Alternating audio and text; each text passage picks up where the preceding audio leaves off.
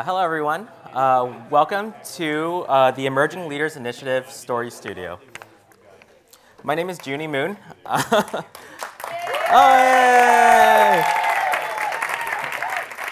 Welcome to the Emerging Leaders Initiative Story Studio. My name is Joony Moon. I'm an analyst with the Skoll Foundation, and I serve on the team that helps put together the Emerging Leaders Initiative each year. Now in its fourth year, the initiative is the result of a partnership between Skoll and the MasterCard Foundation to bring together a dozen of the world's most promising social entrepreneurs from around the world and bring them to Oxford to experience the forum. Throughout the week, and actually the Emerging Leaders got here on Sunday, they've had their own unique tailored track focused on building their skills as leaders within their organizations and inviting them to challenge us all at the forum to think in bigger and better ways. Just a quick show of hands. Who in the audience was here yesterday for the first half of the Story Studios? All right, well, welcome back to all of you.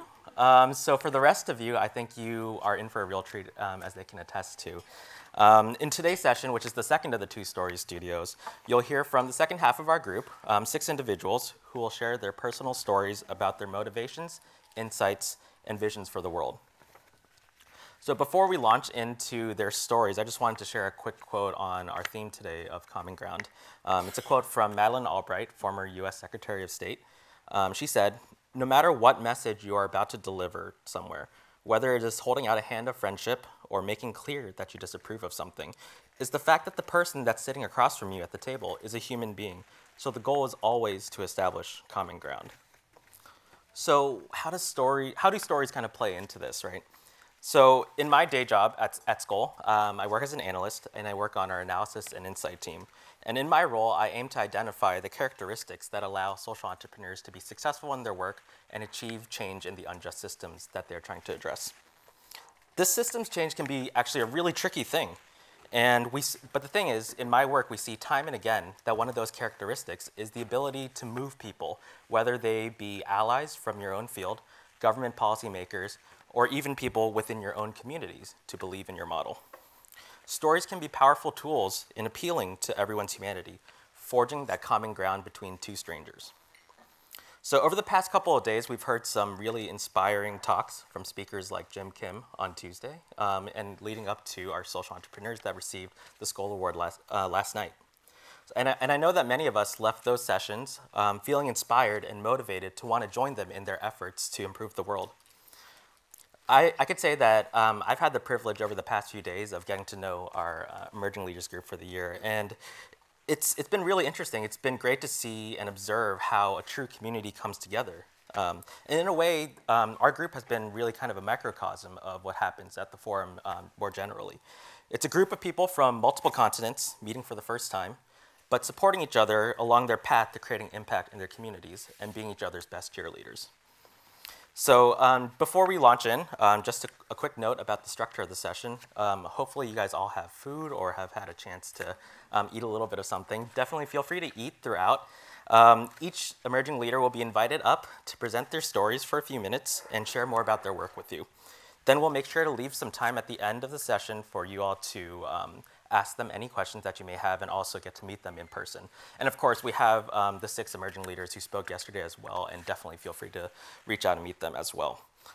I can say that having gotten to know this group over the past few days, you're in for a real treat, and we hope that you enjoy hearing their stories and joining them on their journeys to creating change and leave as inspired as we have. So without further ado, I'd like to invite our first speaker to the stage. Sam Leon works at Global Witness, an organization that uses investigative journalism to combat corruption around the world.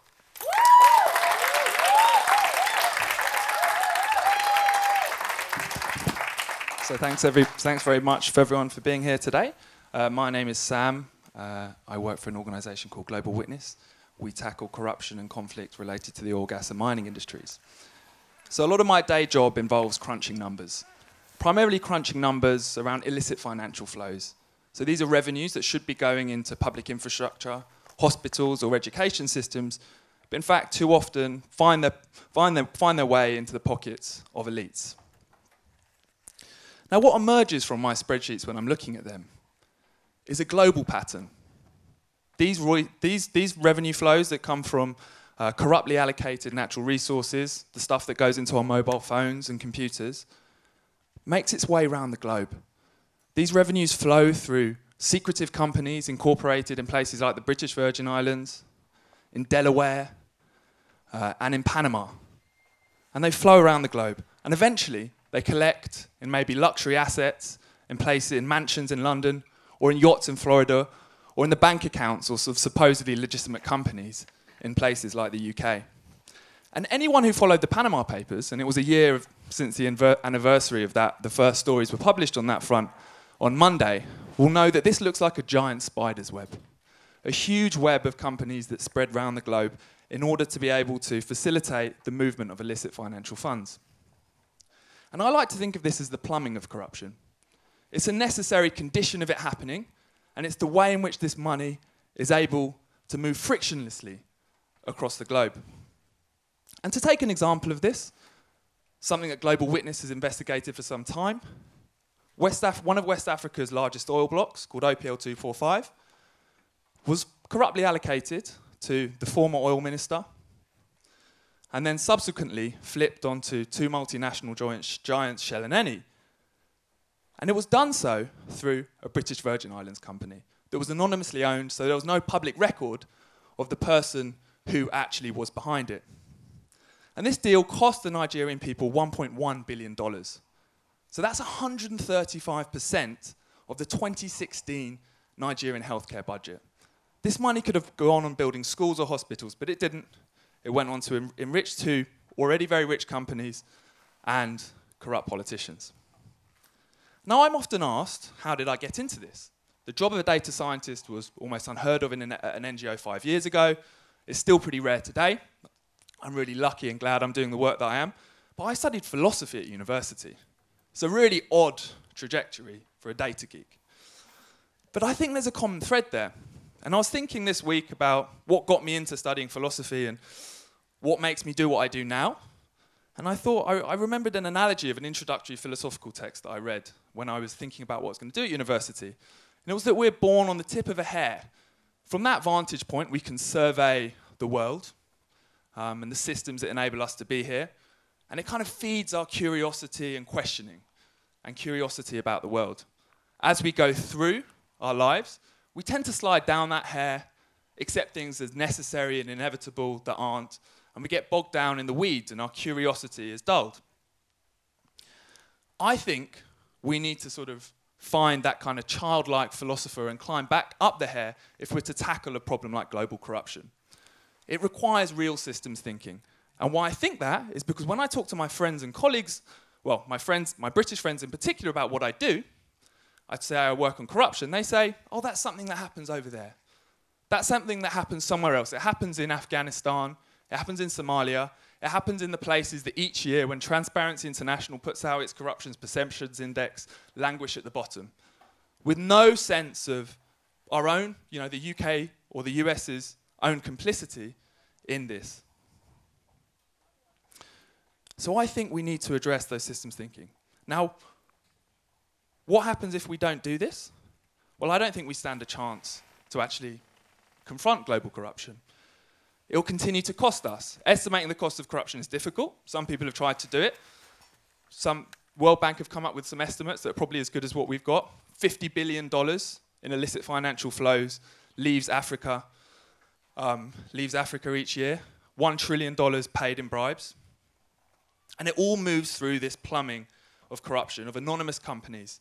And think about that. Every gross sort of kleptocratic act depends on potentially an army of lawyers. Sorry, Freudian slip there. An army of lawyers, company service agents in places like Panama, and nominees. Nominees, pretend directors that are the key ingredient often of these companies so that people who shouldn't be acquiring these assets can protect their identity. So in a really important sense, people in the global north, the economies of the UK and the US, and lawyers in places like the City of London are some of the key architects of the plumbing of corruption. And they directly profit from it. Now, it's not just about the statistics, about the human stories, of course. And I remember when I first started Global Witness, people started talking to me about the story of Nina. Nina spends most of her waking day trying to find drugs on the black market for her haemophiliac 8-year-old child. She's from Ukraine, and the Ukrainian healthcare system has been so badly devastated by corruption that they can no longer afford to get the drugs to keep her daughter alive. So I implore us all, if we're really to confront the question of global corruption, let's climb back up that hair, channel that inner curious child philosopher, and ask the big questions about tackling corruption at home and abroad. Thank you.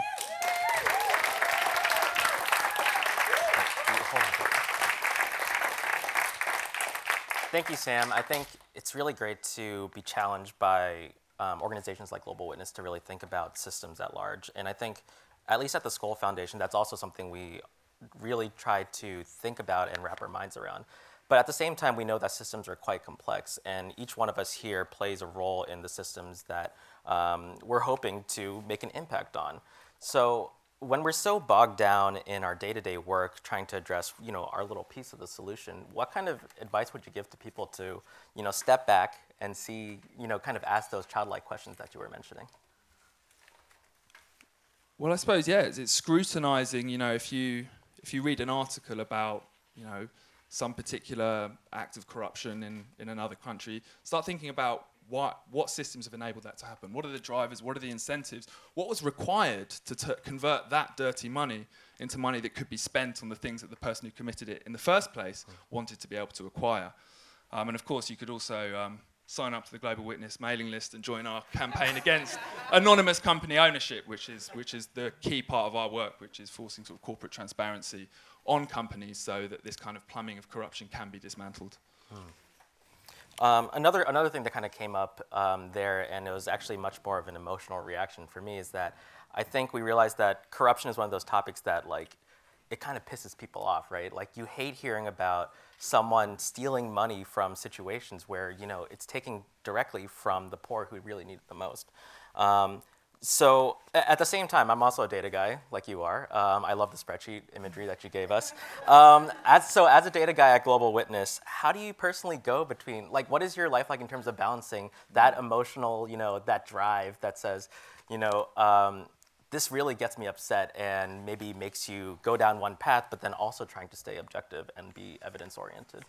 Yeah, that's a really good question. I actually I sit within the communications team, so half my life actually is spent thinking about how can we tell stories with this data, because I do think that there's a danger when you're thinking about systemic change or you're working on a fairly complex issue that you do get too bogged down in the details and you're unable to kind of deliver it with impact. I think I really value the input of my colleagues who work in different fields, who are more sort of on the sort of campaigning front, public-facing front, floating ideas with them.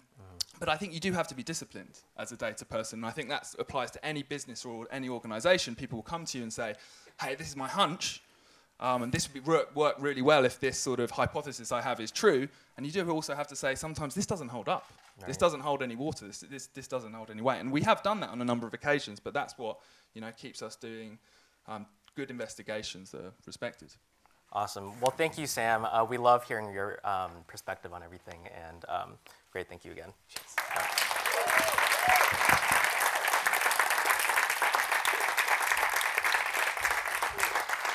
Our second speaker today comes to us from the Tanzania Renewable Energy Association and Bliss Universal, two organizations by which he is trying to build local capacity and infrastructure in Tanzania. Welcome to the stage, Godwin Msigwa.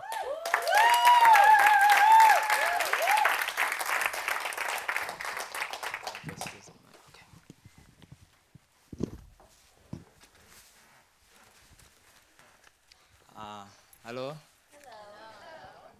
In the year 1961, September, there was a lady called Joyce who found herself migrating from Rwanda to Tanzania as a refugee. And later, she met a handsome boy who is called David. And when they made Godwin, and that's me. Yes. So when I grew up with this beautiful parents. They kept telling me that, Godwin, if you want to survive in this world, you need to make sure that you have skills. That's the only weapon or tool you can use to fight poverty or to get something for your family members or for other people as well. So that kept coming when I dream, when I play with my friends, when I do everything. That kept coming in my mind.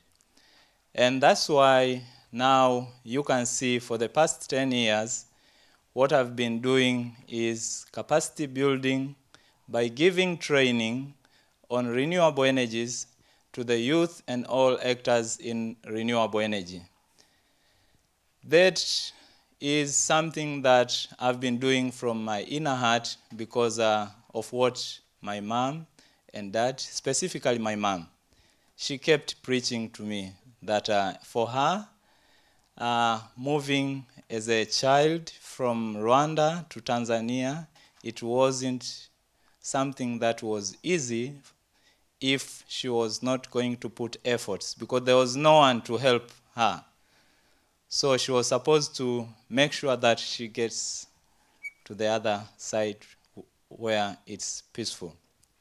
And that's why I put my efforts nowadays, for the past 10 years and all my life, I will be putting my effort to train youth, to train even other actors in renewable energy sector to become experts so that they can not only give access to electricity to underserved people, but also make sure that the health facilities in rural areas get electrified.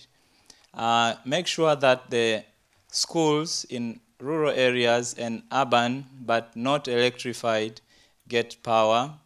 But also the community gets water by powering using solar or any other renewable energy technologies. And also make sure that the community water for drinking. Here, you go everywhere, you find tap water. But in Tanzania, the situation is different, my friend. You can say, is this dirty water for drinking?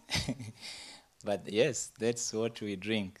It's only because there is nothing to filter this water. There is nothing to electrify a health facility where you will find a lady, a pregnant lady going to deliver a baby during the night. No electricity, no light. They go with a firewood, with a light from, firewood. From this light, midwife manages to deliver a baby from a pregnant lady. So you can see how dangerous it is for the lady and for kids. And sometimes these kids becomes blind because of the smoke from this firewood.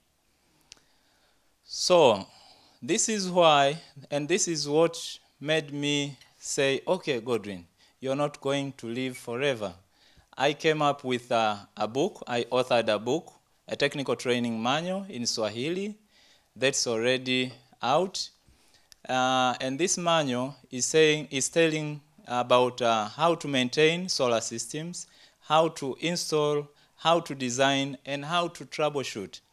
Because yes, you can install, but if the system is not well maintained, it won't last longer. So then it's nothing. And that's why I came up with this book. But that's not enough tool.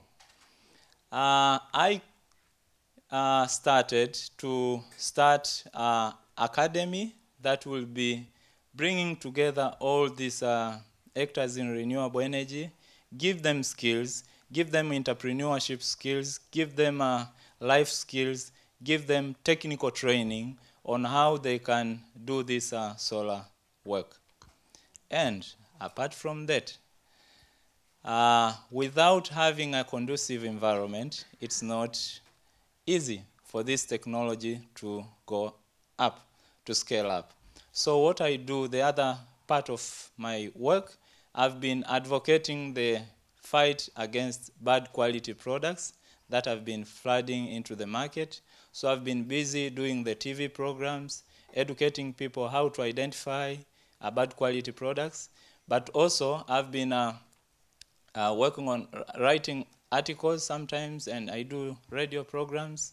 And I worked with the Tanzania Bureau of Standard on developing the standards, because even for the guys who works for the Bureau of Standard, they were not able to identify bad quality solar products. So we organized at TAREA, Tanzania Renewable Energy Association, we organized the training for them, for the inspectors, how they can identify bad quality products. And the other thing that we managed to do, I, as a leader for this team that went to lobby, was the tax exemption on solar and renewable energy. You can imagine a lady in rural area, they are dying because they cannot afford solar for the health facility, and still you need to get money on top of this solar. So we say, no, this is not fair, and it's costing the country. So we went with a strong argument to the members of parliament that this needs to be taken away. They agreed, and from now, I'm telling you, VAT, the tax is exempted on solar and other renewable energy technologies, because we went to tell them, no, this is more expensive than taxing the people. Wow.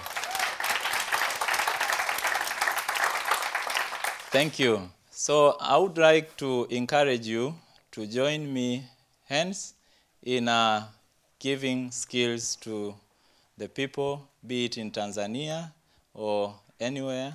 But because I've already started, I would encourage you to come and join me. Thank you. Thank you, Godwin. Thank you. I have to say that you're a man of many talents, many activities, kind of approaching the problem from a number of different angles. So with all these things going on, what is kind of the next step for you in your kind of personal journey to address this solution? What's kind of that next horizon? What I'm now busy doing is to start this academy, because I know Godwin is not going to live forever. So I need to start something that will be there even if I'm not there.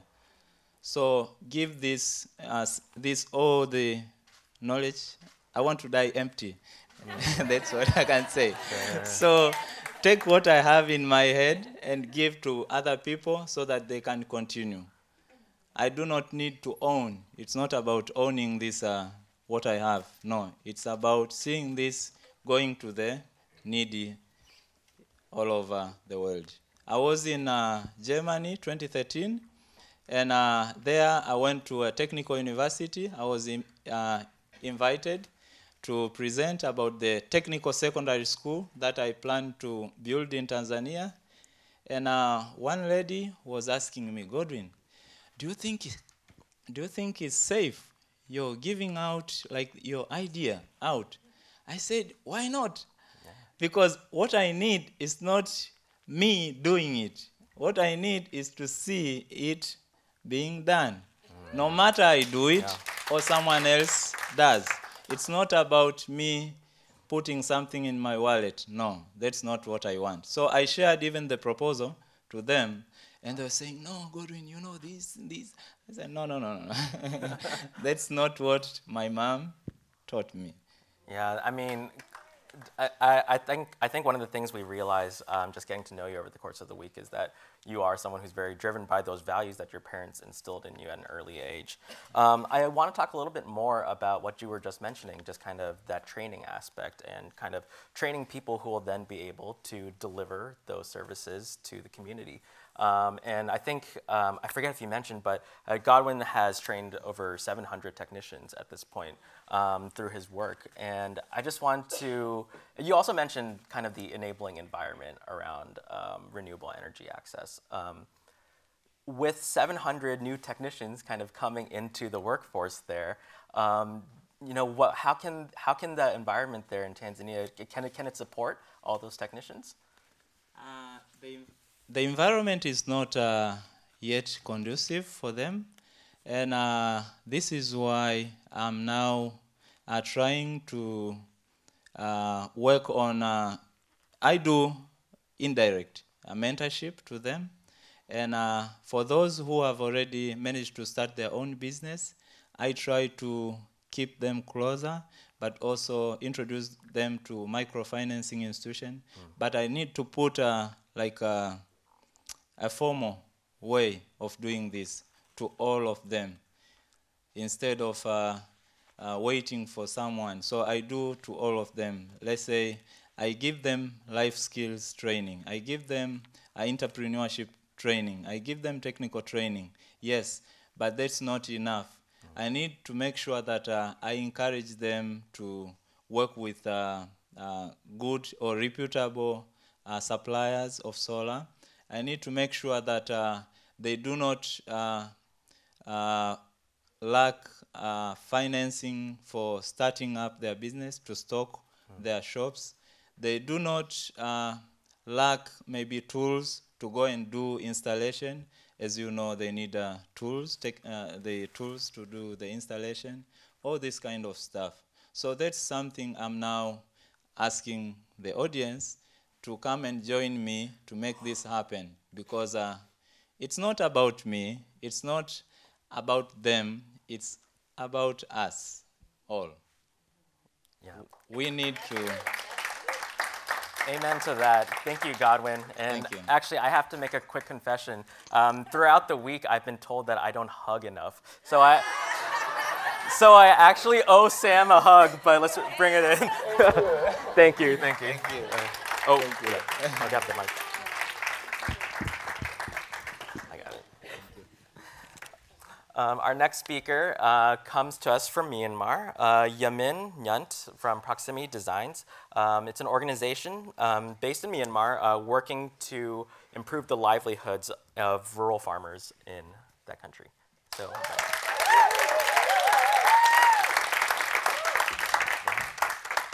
want to use the stand or just mic?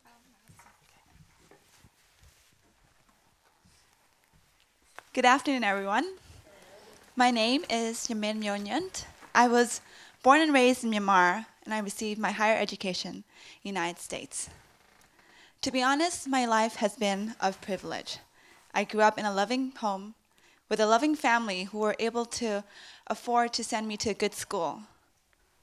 Unfortunately, the same cannot be said for many of the people in Myanmar. While I was studying, I felt restless about following a traditional career trajectory that my family had expected of me. I itched to do something more meaningful with my life. I wanted to use the resources that I have to create impact in those who are less privileged. Economic struggles is one of the largest problems that families in my country face. Rural agricultural families are struggling to break bank year after year, and they often have to invest all of their money back into their farms instead of being able to send their children to secondary school. To give you a clearer picture, 1.5 million children between the ages of 10 to 17 cannot go to school and are forced to work. That is 1 in 5 children in Myanmar. And that is not the story of one family. This is a story that's a recurrent theme in low-income families all over the country. And what's even more troubling is these families don't want this for their children. They want to send their kids to school, and that's one of the first aspirations that they have when their income increases. But because of the economic struggles, the children are forced to work, either in the farms or they're forced to work for their family's small businesses, or in other people's homes as servants, or even beg. And it's so pervasive that some of these children, they themselves volunteer to end their education early because they see their parents struggling. They want to help contribute to their family income, and they want to help provide for their younger siblings. And even for the children who do get to go to school, the education is often substandard because learning is based on simple rote memorization. So they don't get to develop their critical thinking skills, their creativity. In recent years, government spending on education has increased from 1.3% of the budget to 5%. But there is still a lot of work that needs to be done. This cycle needs to end. And my career will focus on ending this cycle. And that is why I joined Proximity Designs. The mission of Proximity Designs is to improve the income of rural families in Myanmar. And we believe that the best way to do this is to gain a deep knowledge of the people and the problems that they face. We listen with empathy. We use human-centered design to deliver products and services that will boost the income of our customers, the majority of whom are smallholder farmers. Currently, in Proximity Designs, many of our field staff are from these rural families themselves. In my current role, I lead a team called Proximity Skoll that works on training and developing our employees. And we use the same techniques that we use with our customers. We listen to our staff, and we find out what their needs are and what the challenges that they face at work are. And we try to provide them with the best learning solutions.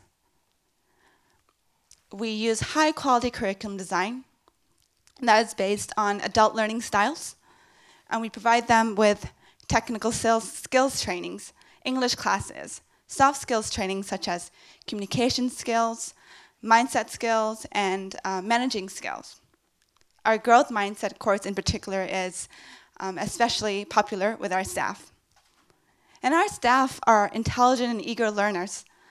And when given the right learning environment, they've shown the ability to use critical thinking skills. They ask curious questions, and they share their ideas and diverse experiences with one another, within their teams and also across teams. Let me share with you a recent quote from one of our field staff. I had never reflected on myself like this until I had the opportunity to at this training on growth mindset. I especially like the part about how we should not just be content with where we are right now, but to keep putting in our efforts to continue to grow. It is hearing feedback like this and seeing our staff grow and seeing the impact that they make. That's the most rewarding part of what I do. And I believe that with a super workforce made up of talented and socially motivated individuals, we can and we will improve the economic well-being of rural families in Myanmar. These families desire a better life for themselves and for their children. And it's time to give them a choice and to unleash the potential of the people in my country. Thank you. Thank you.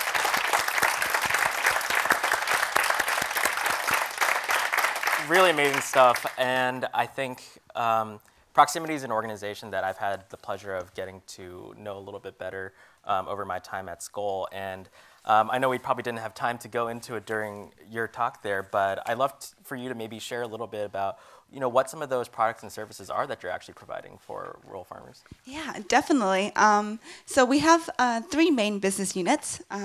Our first one is our irrigation services. So we provide irrigation products that we design on our own and manufacture on our own.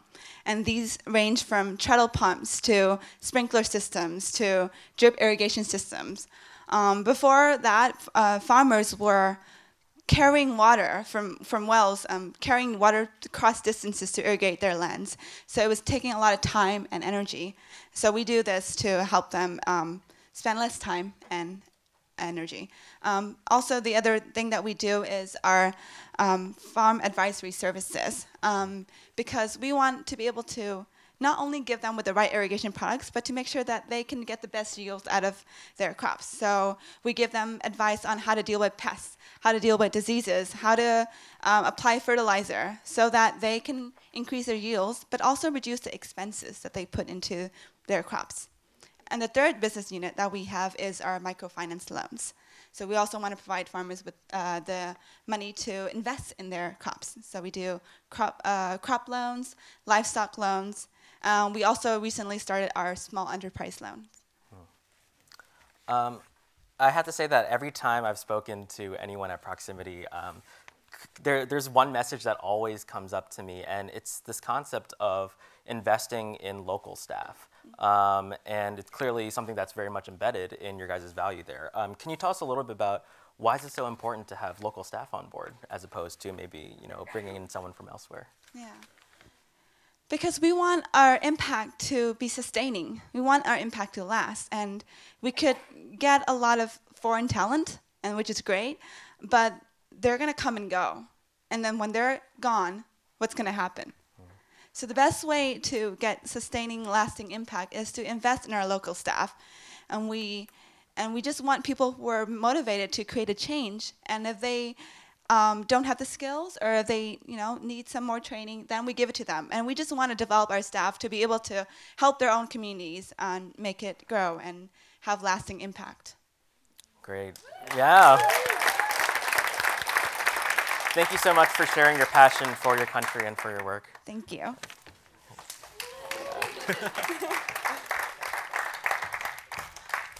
Our next speaker, I don't need two mics right now. Our next speaker is Anita Owiti. She's a MasterCard Foundation scholar currently at the University of Edinburgh. She's studying ways to protect the environment to protect her home country of Kenya.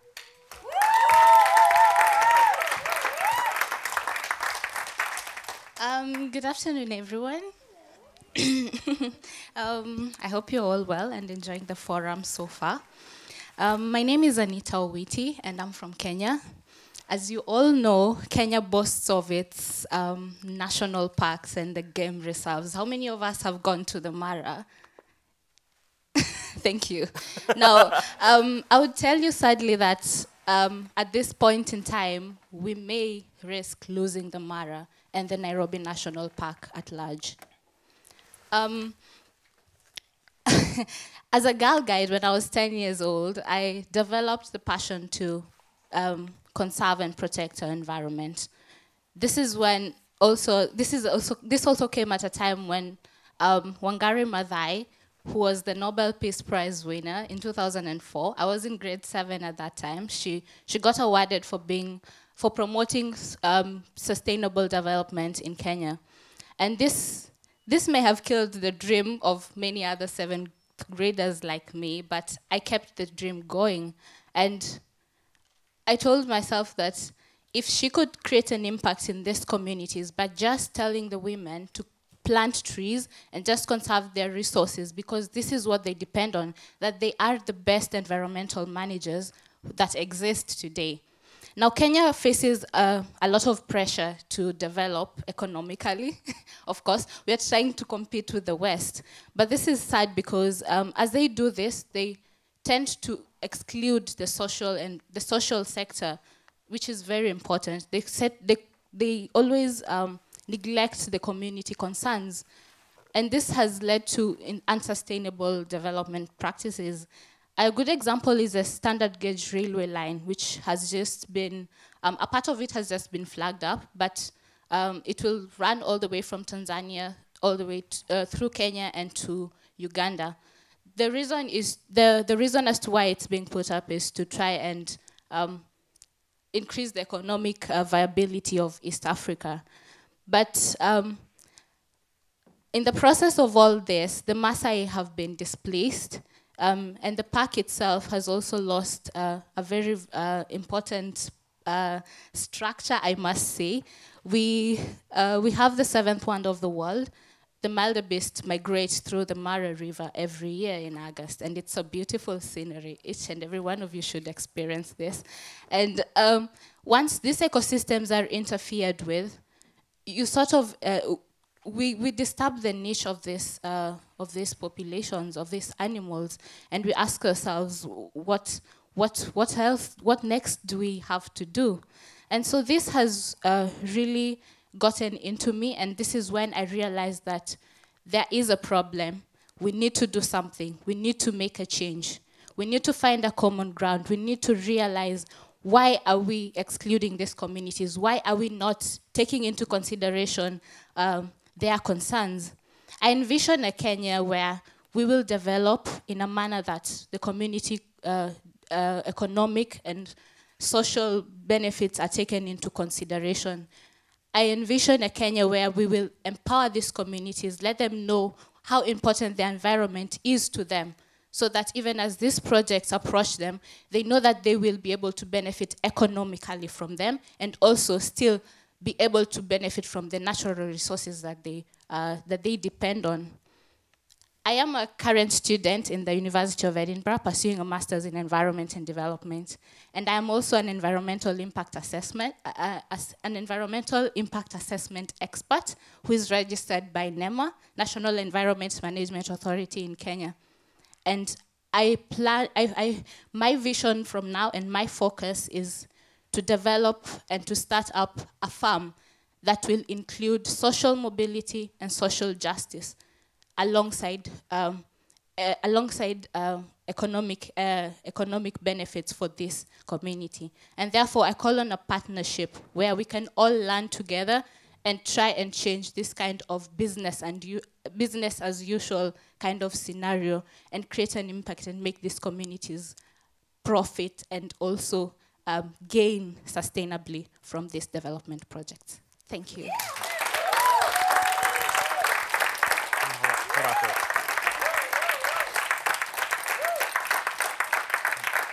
Thank you for sharing such an important topic. I think that for a lot of people around the world, I think we are often taking for granted the kind of natural resources around us, and it sounds like very much so in where you're coming from and the community you're part of.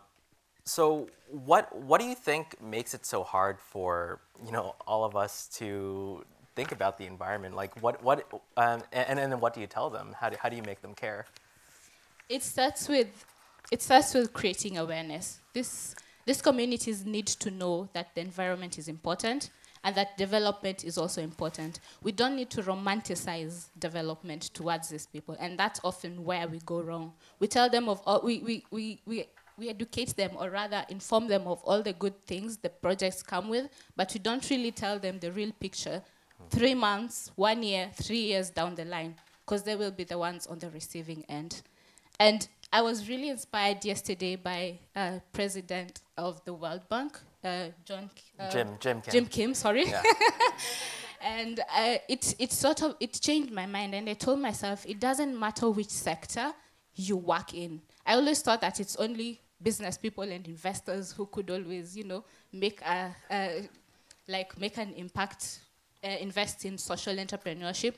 It doesn't matter. Even environmentalists can get into the field. And that is where we need to draw people and let them know that it's not which sector or which discipline you are you master in, but all of us can make a difference. And I don't know if everyone noticed, but actually Anita is our only researcher speaking today here, so the only academic perspective in the room. Just curious, while your experience here at the forum, how do you feel like your background as being a researcher kind of, shapes your opinion of the conversations we're having here? As I said in the earlier question that I answered, I have really come to realize that despite me being a researcher or an environmentalist and just looking at specific elements in the environment, we can also include the social sector, and it can be part of what I do, and that's what is missing, and that is what I intend to include henceforth. Great, thank you so much.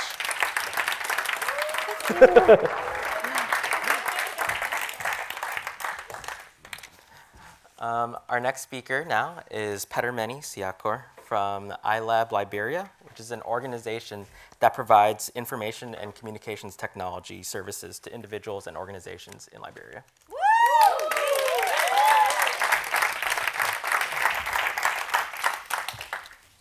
Hi, everyone. Hello.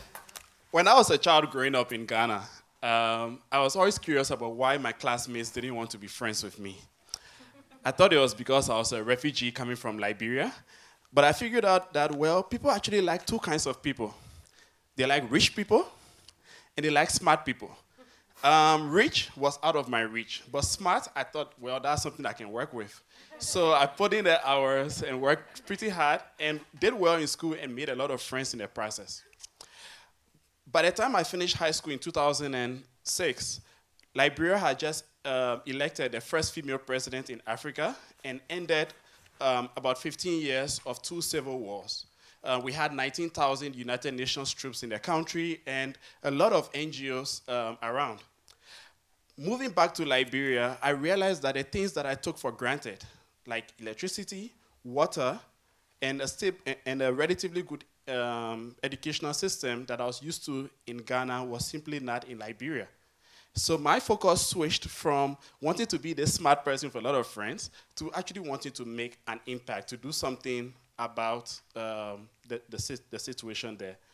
So fast forward to 2011, I joined Ushahidi Liberia. And Ushahidi is a technology company from Kenya that maps election-related issues. Today they map almost everything, but started up after the 2007 election-related violence to provide information on where the hotspots and the trouble spots were in the country. Ushahidi was in Liberia this time to try and build an early warning, early response system to check the indicators and be able to predict and prevent conflict.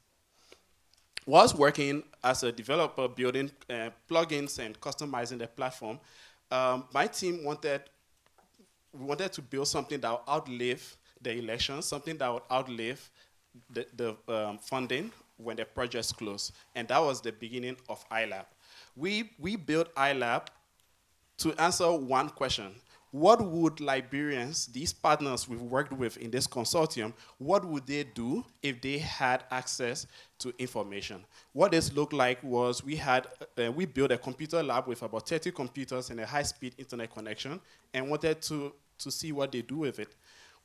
We had at least 2 outcomes. One of it is that we were able to build a community of over 3,000 people who were involved with us later on in many ways. But secondly, one of our members, Divine, came in to one of our programs, heard that we had cameras available for rent, available for anyone who wanted to borrow it for free. He borrowed these and made documentaries and was able to earn a living. Today, Divine has created Liberia's first film institute. And this community also persisted and supported us during Ebola. When Ebola struck in 2014, usually that is where all the NGOs go. But this time, all the NGOs were going the other direction. I think they probably missed their way. But that vacuum they created allowed Liberians to really step up to the occasion. The community health workers you hear so much about stepped up to the occasion, and our community were no different. They were the volunteers who went to the emergency dispatch unit, which was also a call center that controlled ambulances to pick up bodies and to also respond to calls. They went there and were able to digitize their processes such that the data they collected that took 5 days to get to the Ministry of Health now took less than a minute because they were using live spreadsheets that were connected to other volunteers at the Ministry of Health's data management unit. So that was something we were really, really excited about. But that hasn't been without challenges. In working with partners, and in order to sustain our open and free platform, we have had to do consulting for other partners. And there we learned that, for example, taking farmers from their farms and putting them in workshops for 2-3 weeks and teaching them about farming, feeding them, paying them to attend and pay their way back wasn't very sustainable. So we realized that we're actually crippling their effectiveness.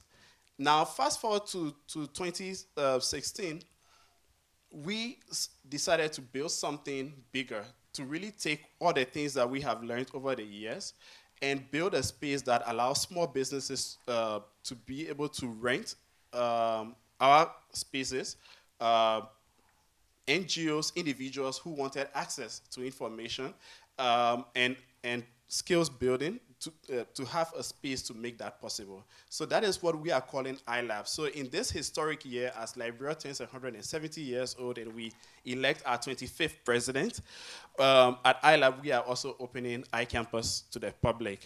And finally, we have one last question we want to be able to answer at this point, and that is, what would we accomplish if we set out to deliberately create wealth for Liberians instead of just try to help them earn a livelihood?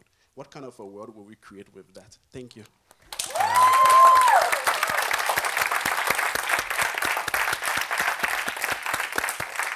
Well, thank you for your commitment and for sharing that with us. I think one thing that I noticed between both you and Raj Punjabi, who won the Skoll Award yesterday, is that both of you have such pride in being a librarian and a real passion for trying to build that country back up.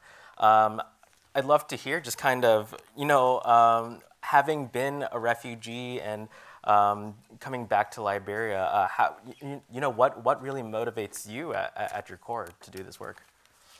One big one is that we are very late. Liberia became independent in 1847. That's a long, long time ago. We're founding members of the League of Nations before the UN and all of that. But Liberia looks like a 5 or 10-year-old country today. And the question is, can we continue getting this wrong over and over again? So there is a real sense of urgency. And a lot of organizations, a lot of people who work in Liberia, you get that sense. So just thinking, when you think about how old you are, just like what happens in life, right? You pass 30 years, you're like, what? Yeah. So soon? And that is what is just, and that reality is always before us. We have to do something, we have to do it yesterday. Yeah. We are already late, so we need to move fast. I know one thing that we've had some chance to talk about over the past few days is kind of the infrastructure challenges that you face in your work. You mentioned, I think in the past, that just kind of the cost of electricity, the cost of internet access, and that just being a major impediment to progress in the country. How can we kind of as a community best be supportive of situations and conditions that you're facing? Thank you for that. I would say that it's really important to try to understand Liberia a little bit more, because it doesn't resemble a lot of the African countries. It doesn't fit into a lot of the African narrative. To give you an example, our office that we had before, we were paying $4,800 United States dollars for a 3-bedroom apartment per month. And for an internet connection, a 2 megabit per second internet connection, we're paying $3,500 a month. Now, with those numbers, forget sustainability, right? Right. Almost, right? Today we have a plan. iCampus will make us more sustainable. But we've had very generous friends over the years who have had programs in Liberia and therefore understood that reality and said, look, we know this is not necessarily the most sustainable thing, but we understand that you have a plan. We are going to support you until you get there. Today, it's come down from $3,500 internet-wise, $3,500 to $180 a month, which is still pretty much on the high side, but it's way better than a few years ago. So, but we are also looking forward to understanding and really learning from all of you who have worked in very challenging environments similar to ours. What have been some of the creative things you have done to really help you do well there? So it really I'm really happy that we have been able to exist since 2011 till today, and we are looking forward to very bright days ahead. All right, thank you so much for your passion.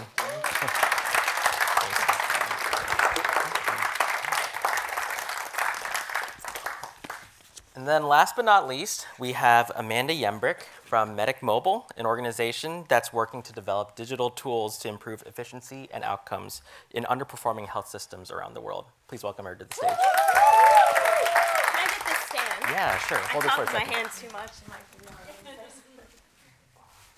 Awesome. You might have to lower it. Yeah.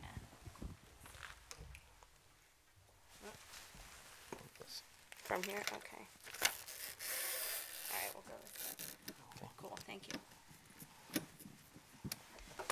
So we're here this week to talk about building common ground, and to me, the most powerful tool we have to do this is actually data. And I came to this realization in February of 2010 when I found myself in Haiti a few weeks after an earthquake devastated the country. I was put in charge of data analysis for a needs assessment. We went to displaced person camps and asked about their access to food, water, shelter, electricity. I analyzed the results and presented them to various stakeholders, most of whom were used to working in an environment that was completely lacking any sort of reliable information. And amidst this horrible suffering and destruction, I saw amazingly passionate humanitarians come together over data and how they could use it to alter their response plans. I remember seeing a U.S. Army colonel high-fiving with a doctor at Partners in Health over a bright spot in the response that we were able to quantify for the first time. And it was that 3 months after the earthquake, finally, there were 99% of people sleeping under a waterproof shelter at night. And since that moment, I have been working to find the most powerful ways of leveraging data for good. Did you know there are 1 billion people that will never see a doctor in their lives? People that live 100 miles or more from the nearest hospital where there is a single doctor responsible for the care of 250,000 people. It turns out that in many of these places, there is an existing community health system. The first community health worker I ever met was also in Haiti. Her name was Degencia, and she spent hours every day walking door to door, trying immensely hard to bring access to basic health interventions to her neighbors, talking to pregnant women about the importance of delivering in a health facility, and teaching children how to effectively wash their hands. She walked about 10 miles every week to deliver reports and pick up supplies from the nearest health facility. But like most community health workers, Degencia, she was a volunteer, she was barely supported, and essentially totally disconnected from the formal health system herself. At Medic Mobile, we build tools to support these health workers.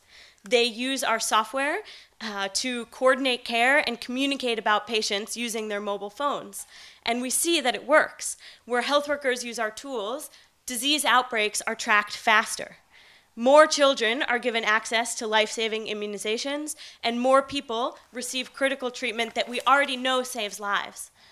For a specific example of this, just last month, an organization called MUSO that we're partnering with in Mali, that's a place where the under 5 mortality is one of the highest in the world. They just launched a massive expansion of their program into more rural communities. Now, they have an amazing model of proactive household visits where instead of waiting for illness to come to them, they actually go out into the community and seek to find sick children. So the MUSO health workers will use the Medic Mobile application to guide them through those visits and make a diagnosis. And in the first 2 weeks of their program, MUSO health workers identified 5,000 sick children that were then treated or referred to the local clinic for further care. I'll repeat it, that's 5,000 children that were going to get sick, whether or not those health workers showed up on their doorstep equipped with powerful mobile tools or not. So it turns out, though, that our tools are not just used at the point of care, but they're actually, this approach is creating unprecedented visibility within health systems, visibility that brings people in. And I've seen what can happen when people rally around these data. Community health workers, when presented with information on their performance, will visit more families and provide a higher quality of care. When presented with data, health worker managers will change their supervision practices to identify those health workers that are struggling and provide them with extra support. And higher up in the health system, we've even seen that vaccine distribution strategies are changed on literally a day-to-day basis to respond to data and reach more people. So what we're seeing is that when technology makes it possible, data is being used to drive decisions and improve care across health systems. I like to remind myself every day in this work that each one of those numbers is the story of somebody that has had no voice outside of their family or their small community, people that have been passed over by their health system or forgotten by institutions around them. And each of these numbers is a real life. It's a real child being vaccinated and a real woman being monitored for danger signs in her pregnancy. And now I can sit at my computer in San Francisco and see when she safely delivers at a health facility. She is represented, she is cared for, and her story contributes vital data as all of us around her fight for health equity. Thank you.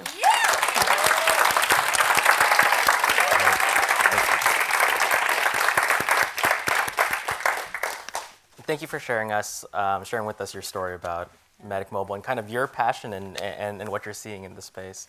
I think one of the cool things about Medic's tools is just kind of honestly how well it works within those systems.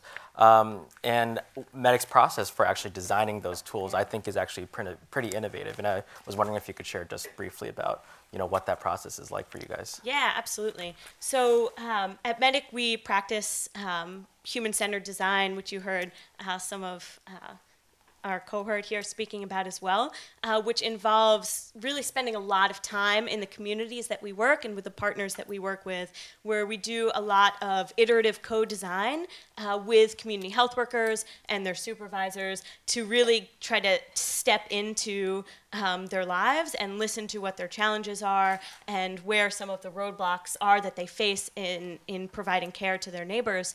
And we try to build our solutions around these problems that we're able to identify through the human-centered design process and kind of deep listening and role-playing that we do with them. And then we take those insights back and try to build them into our product with our product team. And that can look a bunch of different ways. We have about half of our health workers are working on basic feature phones, coordinating care with SMS messages back and forth.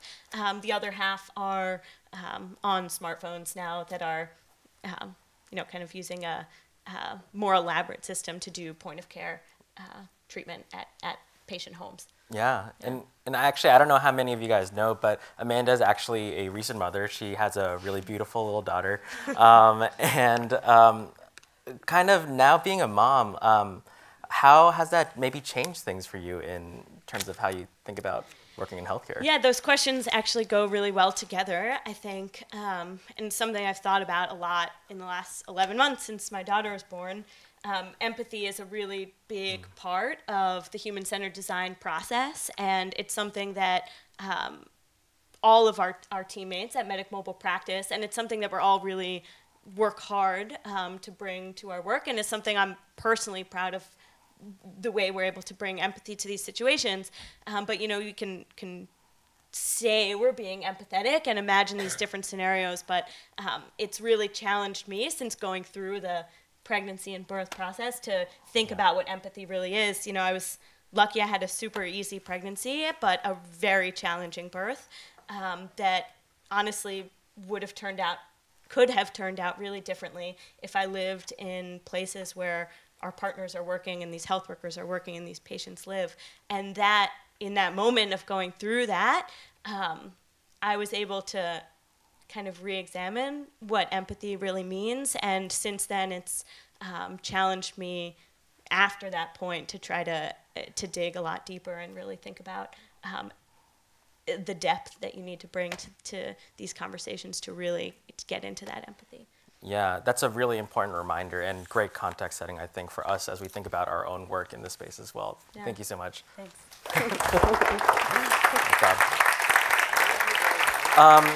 So I think we just have a few minutes left, but I still wanted to invite all of our speakers today back up to the stage for another round of applause for these guys.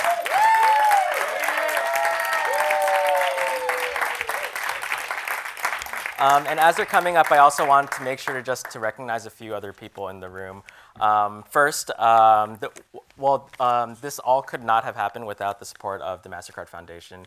If you want to raise your hand. And then we've also had, a really great set of facilitators to help us out during the week. From Wit and Wisdom, Whitney Smith and Casey Sinwell. And then, of course, Wendy Levy, who has been helping us out for years now and has been working with these guys on developing and really owning their stories.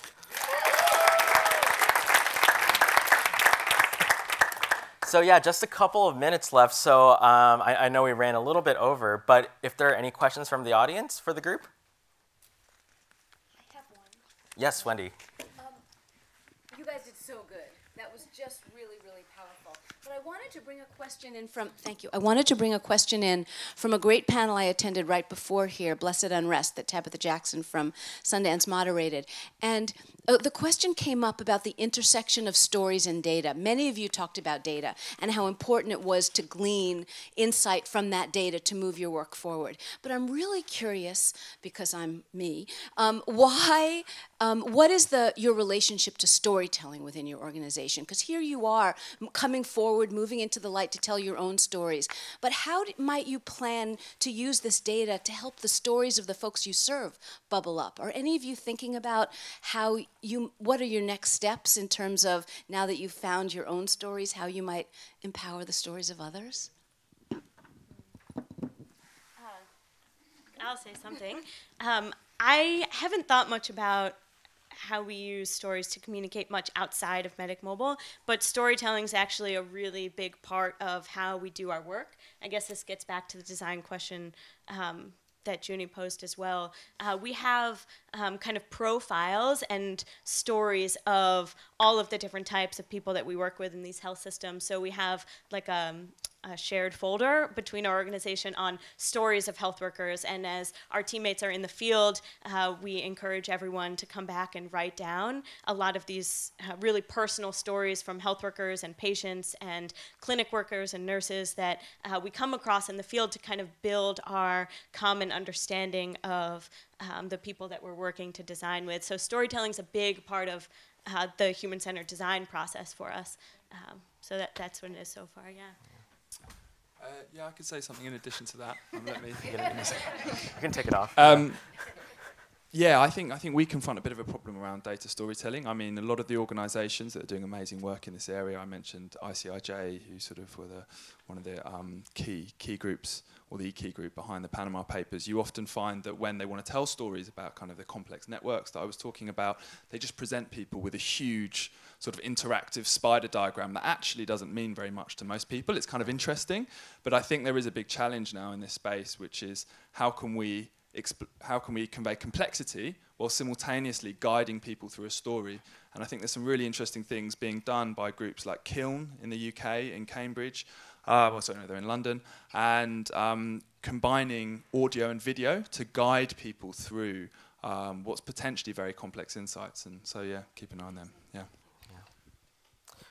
Just to add on that, I also attended the session. It was very powerful, and it just got me thinking that as a researcher, what different trajectory can we take? Yes, we want the statistics. We want to know how far we've come. Let it be a medium to just guide us and to just take us through. And that's why I'm thinking of approaching these communities before even undertaking this environmental impact assessment, let us communicate, let us engage with them, understand where they're coming from, so that even as we impose new things or even alternatives to their livelihoods, we really know where they're coming from, and it makes a big difference. Just to add on what everyone has already said, storytelling is also something that we take really high importance in proximity designs. And the reason we do that is, one, it's not just to share the stories with people outside of the organization, but also within the organization, because not everyone gets to work directly with our customers. They're not always directly face-to-face. So when someone gets to go out and visit our customers, it's really important for them to bring the stories back and share it, so that we can always keep the overall mission in mind. And we're always reminded of why we do the work that we do. Divine, who I referenced earlier, is a storyteller. He runs the Liberia Film Institute. However, ironically, he's been telling the stories of other members of our community, but not us, because we just haven't had that conversation yet. So this week we've had a really important reminder that it's important for us to really take what we are doing and really turn it into that. That's something we are really looking forward to doing.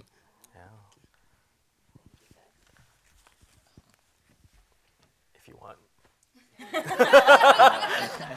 Well, I actually think we're actually probably at the end of our time here, but thank you so much to everyone for coming. Thank you so much to our speakers. Please, they'll be around, so everyone feel free to meet them and follow up with any other questions you may have had and weren't able to ask. All right, thank you. Guys.